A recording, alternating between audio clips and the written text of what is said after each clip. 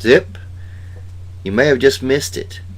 In 4 frames at 30 frames per second, this beamcraft, as I have termed it, because of its similar shape and size to the Billy Myers reported craft, which I do not know whether are credible or not.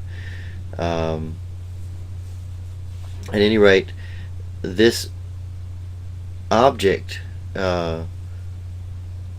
was recorded on a Monday, and now what you're seeing is 4 days later, on the following Friday, just prior to Life magazine coming to a field somewhere in a remote location in the Middle Tennessee area.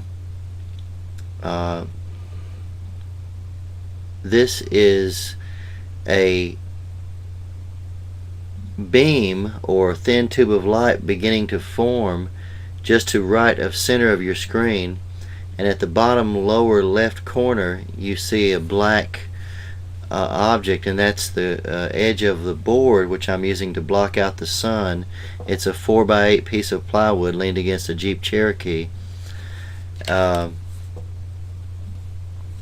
This particular footage is actually 16 minutes and 33 seconds long. I cut out some of the ending because it basically comes to a conclusion, or you pretty much see what happens, and I don't want to characterize it for you.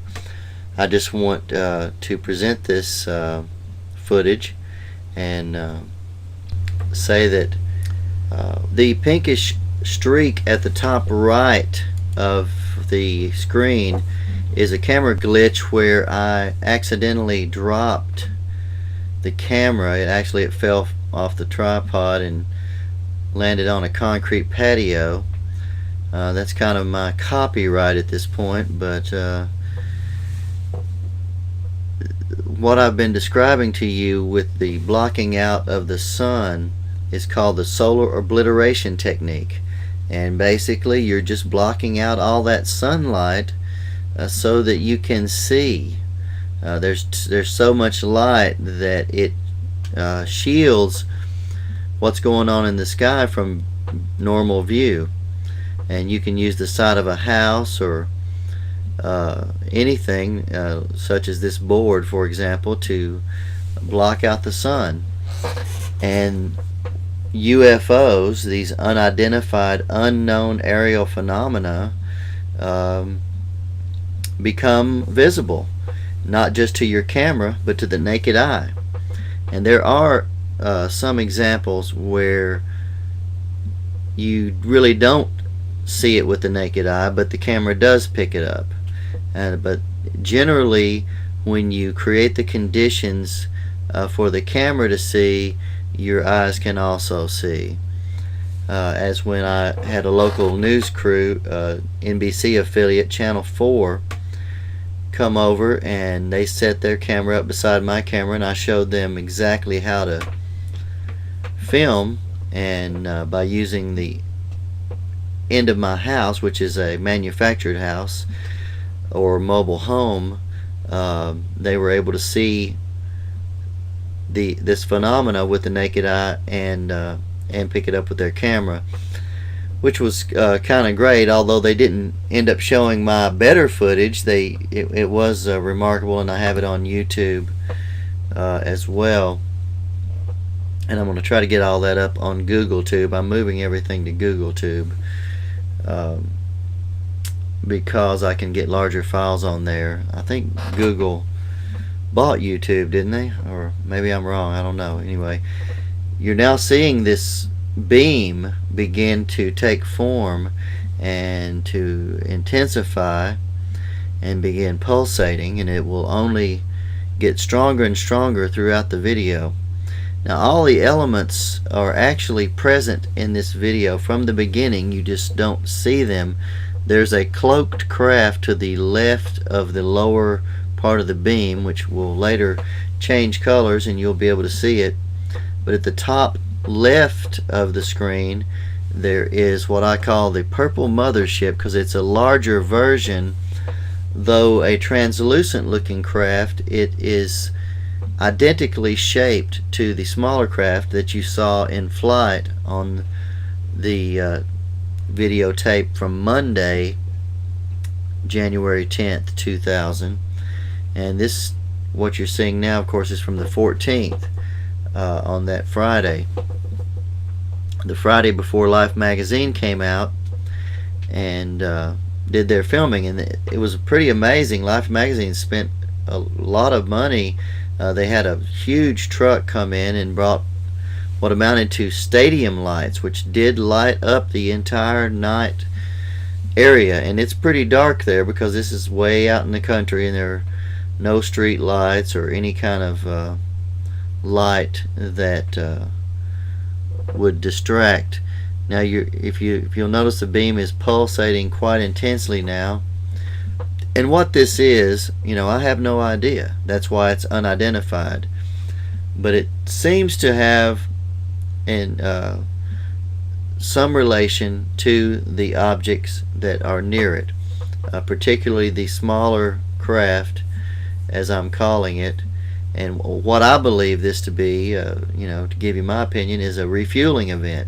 The small craft seems to draw from the beam, and you will see this as it gets larger.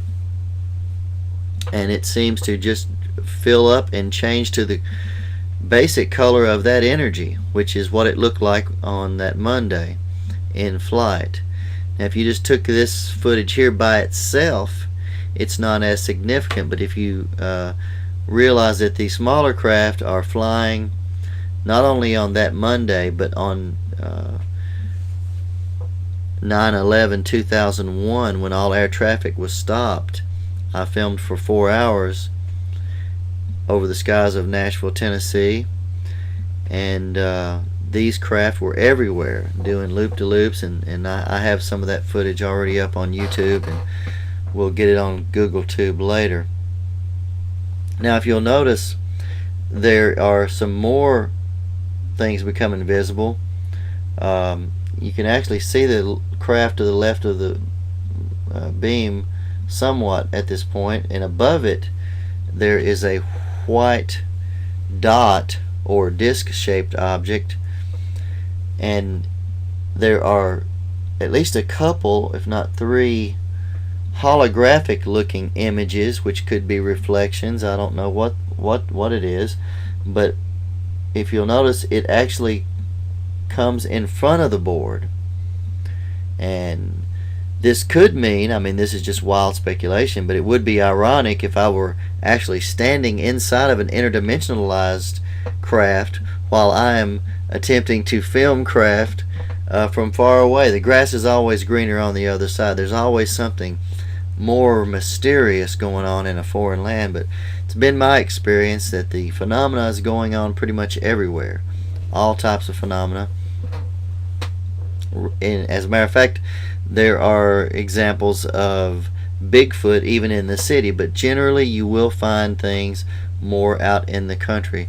Okay, you can see the smaller craft now is beginning to change color.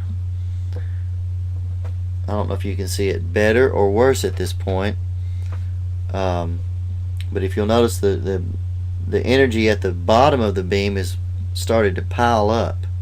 I don't know if this is drawing from the sun or what, but the sun is below the board.